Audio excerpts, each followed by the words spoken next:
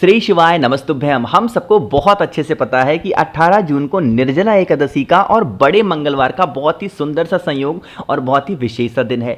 अगर आपके शरीर में या फिर आपकी फैमिली में बहुत ज़्यादा बीमारी है, भारी से भारी रोग दूर हो जाएगा बस चुपचाप अगर इस पेड़ के नीचे जा करके आप एक गिलास अगर पानी पी लेते हैं। वो कौन सा पेड़ होगा, हमें कैसे जल को पीना है, इन सभी की बात इस वीडियो में हम लोग करेंगे, जो कि पूज्य गुरु जी की कथा से सुन के बहुत अच्छे से आपको समझाऊंगा। ठीक है ना। यहाँ पे आपके पास में दो ऑप्शन है और तरीका भी आपके पास में दो है ना। पहला ऑप्शन तो ये है कि अगर आपके घर के आसपास में आंवले का पेड़ हो तो वहां पे चले जाना। अगर आपके घर के आसपास आंवले का पेड़ नहीं है तो वट का पेड़ हो यानी बरगद का पेड़ हो तो दोनों पेड़ों में से किसी भी एक पेड़ के नीचे जाना है ना। लेके क्या जाना है पहले ये समझो। यहां पे आपको एक तांबे का लोटा दिख रहा है, आपको दो पात्र लेकर के जाने हैं। मेरी बात बहुत ध्यान से सुनिएगा। कितने पात्र? दो पात्र।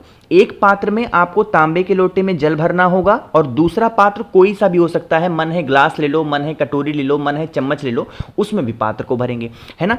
तांबे के लोटे में आपको डालना होगा एक चुटकी हल्दी। क्या डालोगे? मात्र एक चुटकी हल्दी डालेंगे और डालने के बाद में चाहे तो वट पेड़ के नीचे या फिर आंवले पेड़ के नीचे जाएंगे और यहां पे आपको हरिहर महादेव, कौन से महादेव? हरिहर महादेव के नाम से आपको पूरा का पूरा जो जल है हल्दी वाला वो आपको समर्पित करना है। जब आप हरिहर महादेव के नाम से समर्पित करोगे, मैं आपसे कहता हूं कि हमेशा अपना फेस कौन सी दिशा में होना चाहिए? उत्तर दिशा यानी कि नॉर्थ डायरेक्शन। बट इस उपाय में नियम चेंज होता है। इस उपाय में हमें अपना फेस कौन सी दिशा में रखना होता है? ईस्ट डायरेक्शन यानी कि पूर्व दिशा की तरफ फेस करके हरिहर महादेव के नाम से आपको एक लोटा जल एकादशी के दिन इन दोनों पेड़ों में से किसी भी एक पेड़ के नीचे डाल देना है ना। डाल दिया। डालने के बाद में आपको आंवले पेड़ के नीचे या फिर जो वट का पेड़ मैंने आपको दिखाया उस पेड़ के नीचे जो एक और पात्र में जल लेकर के गए हो, उस पात्र का जल वहीं पे खड़े होकर के आपको आचमन करके पीना होगा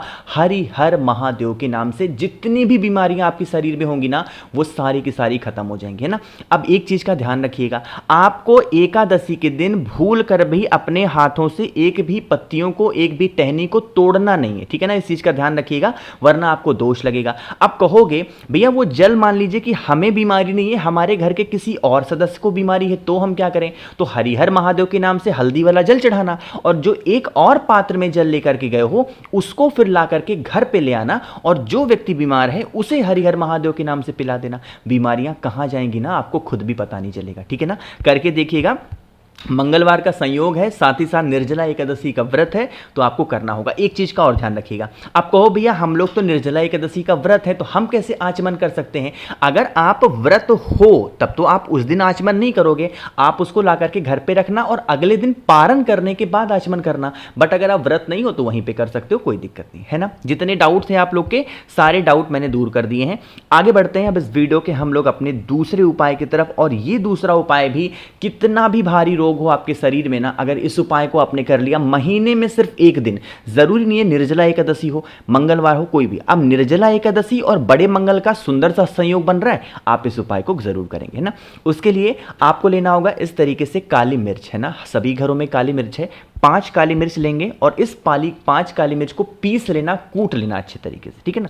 कूटने के बाद में क्या करना है, आपके पास में होना चाहिए इस तरीके से स्टील के किसी भी बर्तन में दूध, तांबे का लोटा नहीं लेना है, स्टील के किसी भी बर्तन में दूध लोगे और उस दूध में जो पिसा हुआ काली मिर्च है उसको डाल देना। अब लोग क्या करते हैं ना, लोटा भर करके दूध लेते हैं। इतना दूध लेने की जरूरत नहीं है, आपको आधी कटोरी के आसपास दूध लिया करो, बहुत ज्यादा मत लिया करो, ठीक है ना।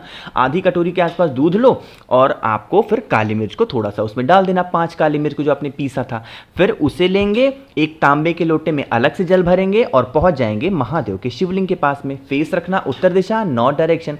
जो आपके पास में दूध वाला जल है जिसमें काली मिर्च डाली है, उसे आपको, जो व्यक्ति बीमार है उसको कुंद केशवर महादेव के नाम से उस व्यक्ति का नाम और गोत्र बोल के समर्पित करेंगे। कौन से महादेव? कुंद केशवर महादेव के नाम से समर्पित करना और समर्पित करने के बाद में जो तांबे के लोटे का जल है फिर उसे समर्पित कर देना श्री शिवाय नमस्तुभ्यम का जप करके।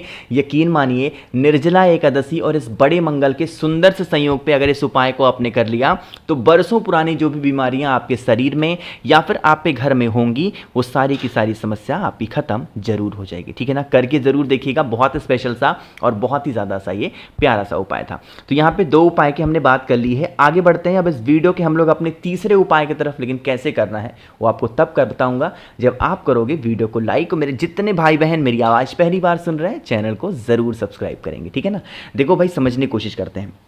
यहाँ पे आप सभी को दिख रहा होगा पीपल का पत्ता। आप कहोगे भैया इस उपाय के बेनिफिट क्या हैं? देखो, हर इंसान सोचता है ना कि हमारे घर में कोई व्यक्ति बीमार ना हो, और दूसरा एक चीज़ सोचता है कि हमारे घर में कभी पैसों को लेके कोई दिक्कत ना हो, ना हमारा कर्ज बढ़े, ना हमारे घर में माँ लक्ष्मी की कमी हो, धन संपदा घर में कभी ना रुके, कभी ना मतलब वेस्ट हो। तो आपको क्या करना है, इस तरीके से एक पीपल का पत्ता लेना। कोई भी नया, ज़रूरी नहीं है कि नया ही अपने हाथों से तोड़ो, नीचे पड़ा हुआ है उसको भी आप धुल करके इस्तेमाल कर सकते हैं। एक पीपल का पत्ता लेना, उसको लेने के बाद में आपको 1 चम्मच मात्र दही लेनी है, इससे ज़्यादा मत लेना, सिर्फ 1 चम्मच आपको दही लेनी होगी, और उसे लेकर के चले जाओगे कहाँ पे, वट पेड़ के नीचे, बरगद पेड़ के नीचे। सुबह से लेकर के शाम तक के टाइम पे कभी भी जाओ, ध्यान रखिएगा, पीपल के पत्ते को लेकर के और दही को लेकर के जाएंगे वट पेड़ के नीचे, बरगद पेड़ के नीचे, और उस पीपल के पत्ते को रख दोगे कहां पे, बरगद पेड़ के नीचे। और जो आपके पास में 1 चम्मच दही है, उस 1 चम्मच दही को आपको इसी पीपल के पत्ते के ऊपर वटकेश्वर महादेव के नाम से रखना होगा। कौन से महादेव? वटकेश्वर महादेव के नाम से आपको रखना है। रखने के बाद में थोड़ा सा प्रार्थना वगैरह करने के बाद में इसी में से थोड़ी सी दही निकाल करके एक छोटी सी कटोरी में आप रख लेना। बाकी 1 लोटा जल इसी पीपल के पत्ते के ऊपर वटकेश्वर महादेव के नाम से समर्पित कर देंगे। अब जो दही यहाँ पे आपने रोकी है, इस दही को लेके आप अपने घर पे जाना, और जहाँ पे भी आप अपने घर में रुपए, पैसे, गहने, जेवरात रखते हो, उस स्थान पर उसी हल्दी से आपको क्या करना होगा, एक स्वस्तिक का निर्माण करना है। और जब स्वस्तिक का निर्माण कर रहे हो तो गतिमान भगवान के नाम से स्वस्तिक का निर्माण करना। मेरी बात बहुत ध्यान सुनिएगा, नाम की गलती मत किया करिए आप लोग। मैं बताया कि जब आपको पीपल के पत्ते के ऊपर जल चढ़ाओगे या दही चढ़ाओगे तो वटकेश्वर महादेव का नाम लेंगे, और जब वही दही को उठा करके अपने घर पे स्वस्तिक बनाओगे तो गतिमान भगवान के नाम से बनाना। या फिर आपका कोई बिजनेस है तो उस गल्ले पे, रुपए पैसे वाले गल्ले पे आप अगर स्वस्तिक बना देते हैं गतिमान भगवान के नाम से, तो आपके घर में कभी धन को लेकर कमी नहीं हो सकती, और दुकान व्यापार तो आपका बहुत अच्छे तरीके से चलेगा, ठीक है ना। करके जरूर देखिएगा, भूलना किसी को भी नहीं है। आगे बढ़ते हैं इस वीडियो के सबसे आखिरी बहुत सुंदर और बहुत प्यारे से उपाय की। शायद ये उपाय आप लोग के लिए नया हो, क्योंकि यह उपाय पूज्य गुरु जी के 6 साल पुरानी कथा का है। कितनी साल? 6 साल पुरानी कथा का है। बहुत स्पेशल सुनिएगा। यह है टीका लगाने वाला, तिलक लगाने वाला, जो तिलक रावण लगाता था, वही उपाय आपको बताने जा रहा हूं, ठीक। देखो, जैसे मान लीजिए कि आप कभी भी किसी भी काम के लिए घर से बाहर जा रहे हो ना, आपका वो काम होता ही नहीं है, बहुत परेशान हो गए, एकदम मतलब टूट से जाते हो कि हमने इतनी मेहनत करते हैं, हमारा काम ही नहीं हो पाता। आपको इस तरीके से लेनी है दूर्वा। कितनी? 21 गिन करके 21 दूर्वा लेना है ना। और क्या करेंगे, हरी वाली दूर्वा लेना, हल्का सा इसको सूखा लेना, और उसके बाद में आपको शाम के टाइम पे प्रदोष काल में उसको जला देना, चाहे कपूर लगा करके, चाहे कुछ भी लगा करके उसको जला देना।